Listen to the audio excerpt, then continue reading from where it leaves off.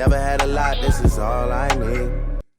What is up, guys? Welcome back to Scott Talks. Today we have episode 6. That's crazy, bro. We're almost getting to that Big 10. Again, this is so crazy to me. It's kind of like I'm still living the dream. You know, I didn't really expect to be able to do this, and so to be here and be able to talk to you guys today, it's nice, man. It's truly a blessing. Again, thank you for all the support. I think we're almost at 200 plays. Like that's crazy because we just hit 100 last episode. So I really do thank you guys. Really, all the support, encouragement definitely goes a long way. Today gonna be talking about something a little bit more vulnerable. Kind of open up a little bit more, let you guys kind of see a side of me that a lot of you guys don't usually get to see or hear about. Because again, if you know me, you know I'm very lighthearted, very easygoing. You know, kind of just want to see everyone else smile. But you know, I do go through my ups and downs too. And so to paint the picture, right now I'm currently in New York. We came up to see my grandmother. She's been having some health concerns, so you know we had to come up. You know, spend some time with her. You know, try to help as much as we can. And yeah, and so with that being said, this is only my second time back to New York since sophomore year of high school. Why? Well, my sophomore year of high school, my grandfather passed away, right? And that was probably one of the worst moments of my life. Like that was, I don't think I've ever felt more pain and just like that whole thing. It was kind of crazy actually. So we got back one day home. You know, my mom was home. My mom usually wasn't home when we got home because she got off at 6. So, you know, we were home before 6. My mom's there and she just looks, you know, out of body. Like she looks sad, whatever. And that's when she broke the news to us. And again, I'm not believing, you know, I'm thinking it's just some bad dream, like it's some prank, you know, not my mom would prank us like that. You know, that'd be a sick joke, but I'm not thinking any of this is real. Right?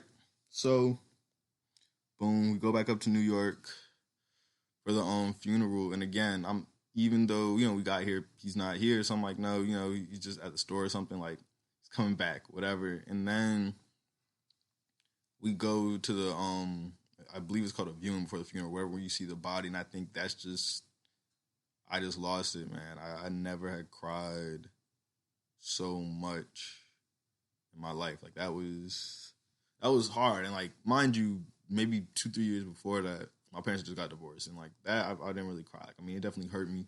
That was pretty rough. But when we came up here, it definitely hurt. So sorry about that. I'm not at home, so they have house phone on. Apologize, it's very unprofessional. But yeah, so just you know that was pain, and during that time, from probably up until then and now, I've only been back to New York once, and that was just right before I went down to school. We had went up to drop off my siblings before I went down to Louisiana. So, with all that being said, yeah, so New York just, I don't really have a good, you know what I mean? I just have kind of this anxious and wary feeling when I come here. Because again, you know, last time I was really here, for extended period of time, you know, was a funeral. And everyone knows I can't stand funerals, but I can't stand death. It's one of the hardest things to deal with. Because again, 3 of my friends, they rest in power. You know, they've passed away in a span of like, man, I think it was like a 8-month span. My senior year, my friends passed away. That was rough. Rest in power to Ben. And then my friend HK passed away, and he was more like a big brother to me. Him and my friend Hamza, they were like big brothers. So when he passed, that hurt because they looked out for me my freshman year, right? Then I get down to school. All right, you know, I'm starting to kind of heal, do a little bit better. And then boom, my friend Trey passes. And again, he was like another big brother to me. He was a grade above me, and we were in the same math class. Funny story. I thought he didn't like me when we first met because we both liked the same girl. But after actually really getting to know him, like he took me under his wing, man. Like Trey was such a great influence on me. Some of the music I listened to, some of the like streetwear that I liked. Like Trey just to me was like one of the coolest guys ever. So when he passed, that hurt, and when he hurt even more, you know, I couldn't even go to any of the funeral things or like the candle lighting, balloon release, none of that. Just because, again, I'm in Louisiana, so that was a tough one. So yeah, so in like a 2-year span, like death was just so common to me, and just I just wasn't myself. Like, of course, I still have some great memories during those times too, but I wasn't myself. I was hurting. I didn't know how to express it. So during that time, I probably hurt a lot of people too. So to those people, I do apologize, and that's what I think today's thing is about. So again, getting back to why I'm in New York, I'm here to help my grandmother. And so my freshman year of college, I didn't do so well my first semester. Like I had a 1 point something. Like I just wasn't doing good in school. Bio wasn't for me. I wasn't happy and whatever. And my whole family knows me as being like really good in school. So this was a first. Like me and my brother and sister all do well in school. Like you know what I mean. So especially me, in high school I was in all APs. I was in our summit program, which is like our highest honor program.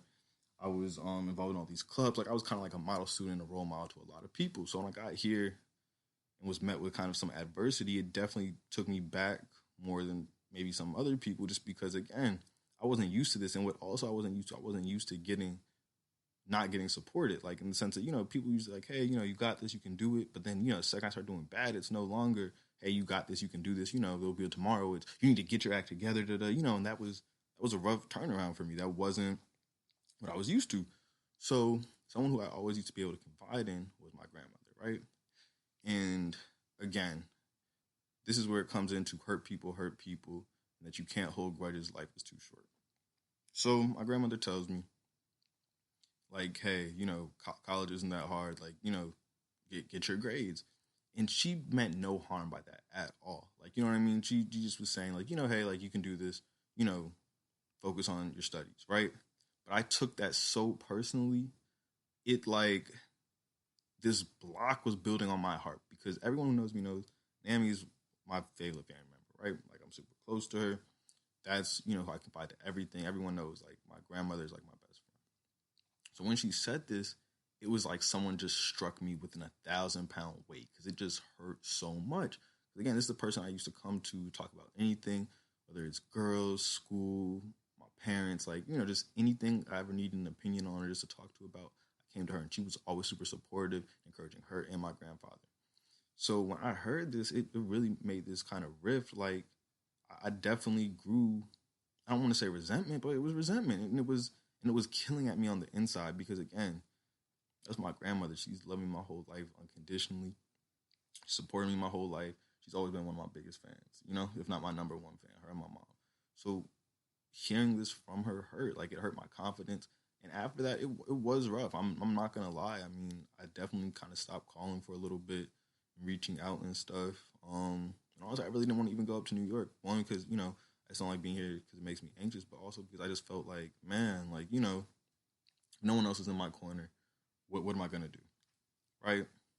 So we get up here, everything's going cool, and seeing her definitely made me realize, like, life is way too short to be holding grudges and to let stuff take personal, because just again, I had a lot of resentment, a lot of anger, just kind of like the sense of betrayal. Like, how can the person who I confide in the most, say something like me? Like, how can they take their side? And it was like, none of that stuff really matters.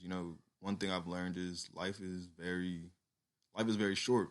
So you can't get caught up in, like, little minutia like that, and that be the reason that you don't see people, or you stop talking to them. Because again, seeing coming here and realizing, just by me giving her a hug, or just by me, spending time with her, puts that much of a smile on her face. It made me realize that I'm in the wrong. I'm being childish. I'm taking stuff way too personal, and that that's not healthy. At the end of the day, you know, family family is something that is there for each other, and family just isn't who's related to you by blood, but family is who's there for you to support you. Your village. That's all this to say that you can't hold grudges, because again, it was hurting me. It was eating away at me. You can't do that. That's gonna put a burden on your chest, and you don't want that. And then I just feel as though you know you got to look for a better day. Again, I've moved past it, but it definitely was weighing on me for a long time, because during that time, I wasn't really talking to anybody. I was keeping a lot of stuff bottled in, which isn't healthy either. I say this to say, give people their flowers while they're still here, and there will be a tomorrow. Like, you can't hold stuff against people. You can't hold grudges. You can't do any of that. It's just not. It's not going to set you free. And plus, I think it also made me realize how short life is. Like, when my grandfather passed, we didn't really get to say a proper goodbye. So, and it also made me realize I'm not gonna let, something as small as this or little things, silly things like, what someone said to me be the reason, you know what I mean? I have regrets when someone passes. Because again, I didn't get to say goodbye to Benjamin. I didn't get to say goodbye to Hochi. I didn't get to say goodbye to Trey. I didn't get to say goodbye to my granddad. And like, I don't want to leave on bad terms. I don't want to have any type of, second thoughts or regrets, if something were to happen. So especially, my grandmother's about to be 90. So it just made me realize, you know what I mean? Life is way too short and anything can change, especially with COVID and just, the world today as we know it. It's too short. So I say all this to say, be kind to one another. Be the type of person you would want someone else to be, and just spread positivity and love. Because again, you really never know when it's your time and when, someone may leave your life. At the end of the day, when it's your time to go, it's your time to go. So you don't want to live with regrets or you don't want to live with grudges, ill will, or animosity towards anyone. And so I say all this to say, just love yourself, love others, and love all. Be that shoulder someone can lean on. Because again, you never know what other people are going through. You never know what's behind that smile. Just be positive, man. Be positive. But definitely coming down here, it definitely made me realize, I did miss New York. I did miss seeing my grandmother.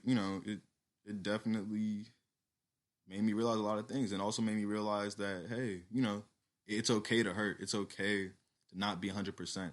It's okay to, to feel emotions other than happiness and anger. Because again, I always felt like I had this pressure that I always have to be kind of this happy-go-lucky guy, because that's what everyone sees me as. But realizing, hey, everyone goes through emotions, and people who are really there for me, really my friends, my family and all that, they understand, it's okay to not always be 100%. Everyone has those times. I just think another thing I also had to learn too was I can't try to fill someone else's footsteps. Like for me, my granddad was always my role model. Like to me, that was just like the best possible person ever.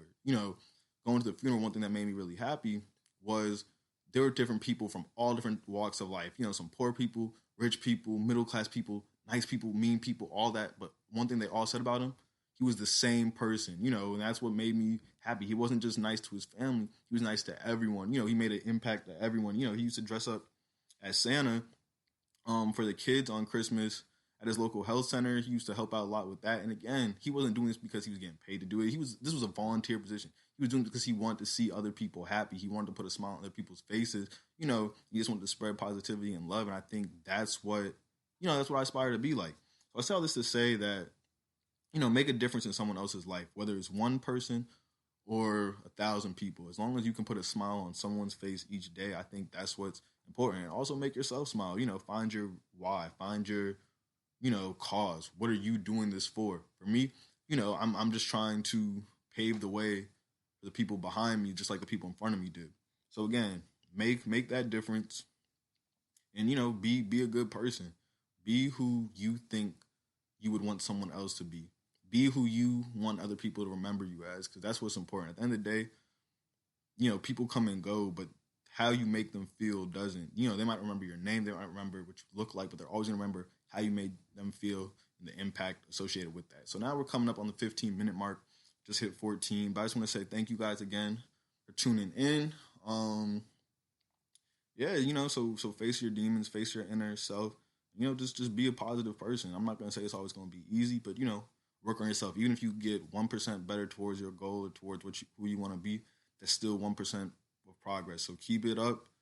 Just be you. You guys know the drill. Follow me on Instagram at DMV_Scott, my personal Twitter, DMV_Scott, as well as the podcast Twitter, podcast_Scott. And yeah, guys, let's get this Monday started off right. It's currently snowing. Hope you guys stay safe, bundle up. And yeah, with that being said, over and out. Peace.